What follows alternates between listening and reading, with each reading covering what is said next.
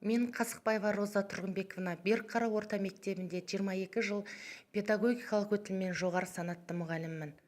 2014 жылдан бері Қазақстан Республикасының педагогикалық кадрларының біліктілігін арттырудың деңгейлі бағдарламалар аясында бірінші деңгей бағдарламасы бойынша оқыту курсын аяқтадым және 2016 жылы білім беру мазмұнын жаңарту аясындағы біліктілікті арттыру курсынан өттім. Сабағымда сыни тұрғыдан ойлау арқылы оқушыларды шығармашылық іс-әрекетке баулу тақырыбында жұмыс жүргізіп келемін. Білім беру жүйесін дамыту мен жетілдіруге қосқан жеке үлесім және жас жеткіншектерді оқыту мен тәрбиелеудегі жетістіктерім үшін аудандық, облыстық диплом алғыс хаттармен марапатталдым. 2017 жылы іс-әрекетті зерттеу мұғалімді дамытудың құралы тақырыбында облыстық семинарға қатысып мектебіміздегі бірлескен іс-әрекетті зерттеу тақырыбында іс-тәжірибемен бөлістім.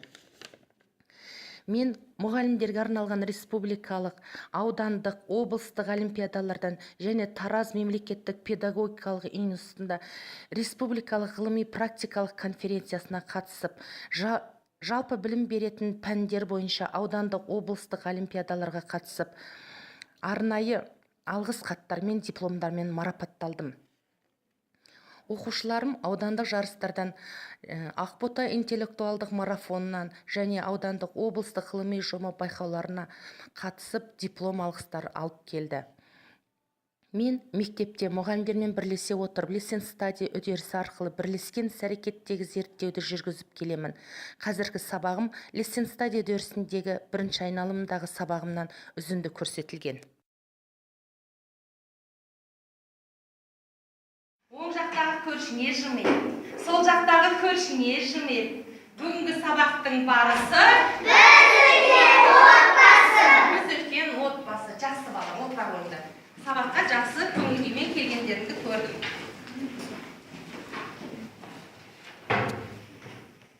Ол үшін балалар. Ол үшін. Біз мына жерден кішкене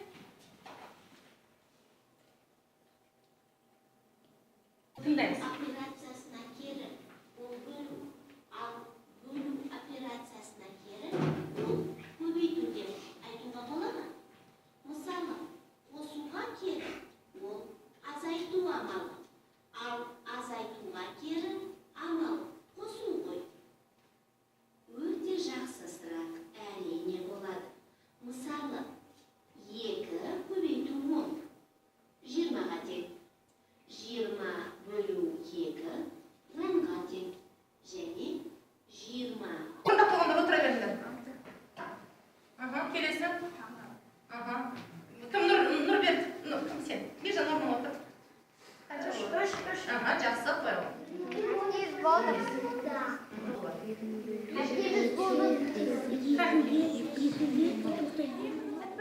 Болады екен.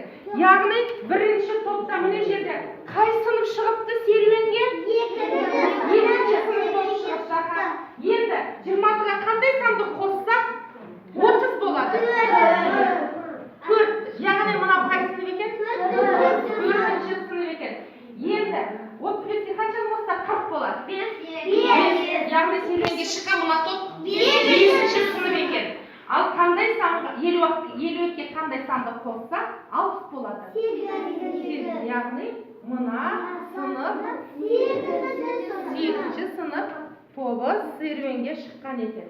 Жақсы балалар. Енді сендер оқулықтан екінші тапсырманы қалай орындау керек екенін қараңдар. Берілген тапсырмасын оқып отырыңдар.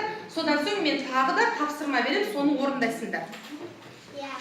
Енді осы тапсырманы қазір ақылдасып кітаптан көріп берілген топпен бірге тез орындап жіберіңдер. Топпен бірге тез орындап жіберіңдер. Ал кел, Яшаға кел, Сәмей, көмектесіп жіберіңдер, кел.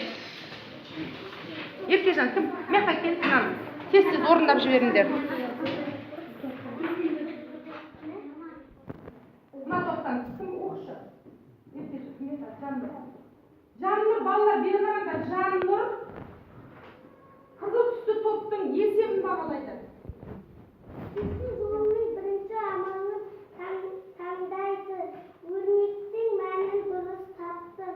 Дұрыс тапқан ба? Ал қарай. Шештің солай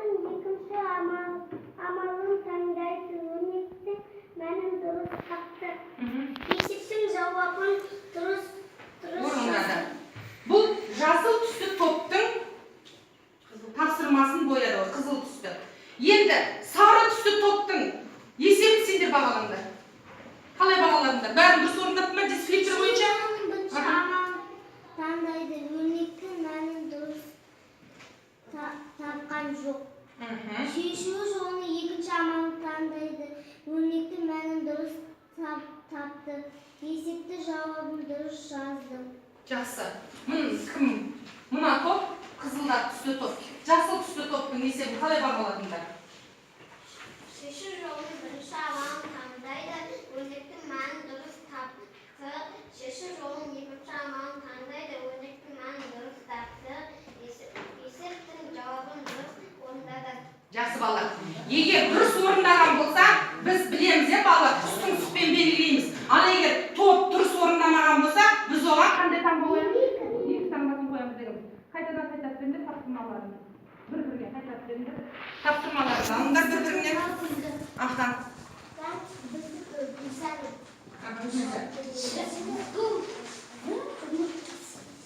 Отырыңдар. Енді балалар, осы жұмыс істеп жатыр ғой, топ-топ болып жұмыс істеп жатырмыз. Бағаналы бер, бер қараңдар. Бағаналы бер. Мына екі топ, қызыл түсті топты, сары түсті топ, жасыл түсті топты бағалайсыңдар. Бағаналы бер қандай жұмыс жасап жатқан. Оны да бардашағының түсімен боясыңдар. Не, бағалайсыңдар, алыңдар мына ішіне. Сен екі топ, мына топты, мына екі топ, мына топты бағалаңдар. Кәнекей, бірінші. Бер қараңдар. Сендердің түстерің әртүрлі болып кетті ғой, бір түстен бағалаңдар. Біреу ғана алыңдаршы. Ақылдасып, біреу ғана сал.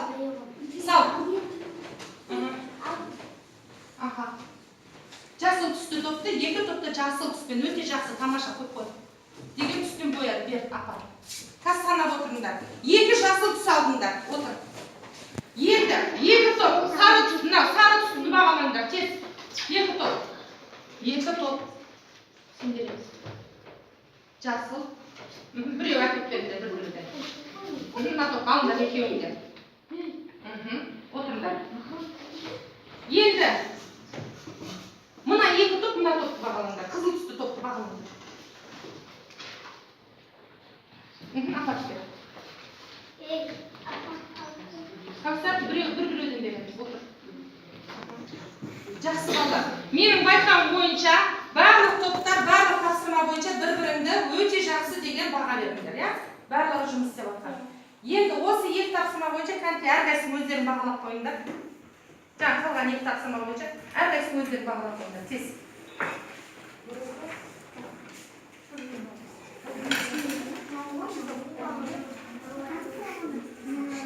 Кәнекей бәрін бағалап қойыңдар өздеріңді. Соңғы тапсырма бойынша бағалаңдар өздеріңді. Мына соңғы тапсырма бойынша бағалаңдар.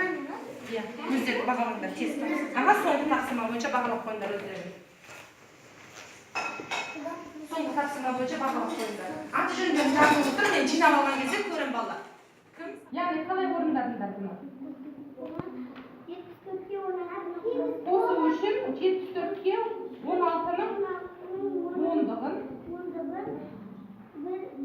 содан соң бірлігін қосты. Қалай орындадыңдар? Маған айтшы бер, Еркежан. Мына тапсырманы айтшы маған. Екінші тапсырма. 90-нан біз 90-нан 80-ді үшті азайту үшін 83-ті азайту үшін 90-нан 80-ді бірінші азайттық. 10-дықтан 10-дықты азайттық. Аға қанша қалды?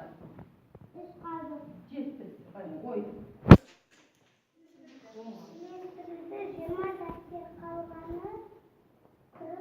Қанша қалғаны қанша дәптер соны табу керек. Сендерді алдай оқып жүр. Мержан оқып жүрсі, кетті. Берілген шағын. Болғаны 56 жәшік алма, 33 жәшік алма. Сатылды. 35 жәшік жеміс. Қалғаны жабу керектен болады. Енді бүйтіңдер балалар. Бұлай істейсіңдер. Мына топ нені қазір сағат тілімен тапсырмамызды айналдырып келесі топқа береміз. Сол топ алған топ бағалаңдар. Сөйтіп қайтарып беріңдер. Тез. Сендер мына топқа беріңдер. Мына топ мына беріңдер. Мынаны тез беріп алып. Қазір бағалап қайтарып береді. Қалай орындағандарын тексереді қазір. Tez. Дұрыс орындапты ма тексеріңдер. Шартын тексеріңдер.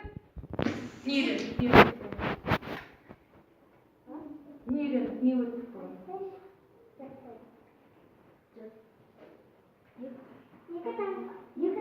Тыңдап тұр, сен қайталайсың.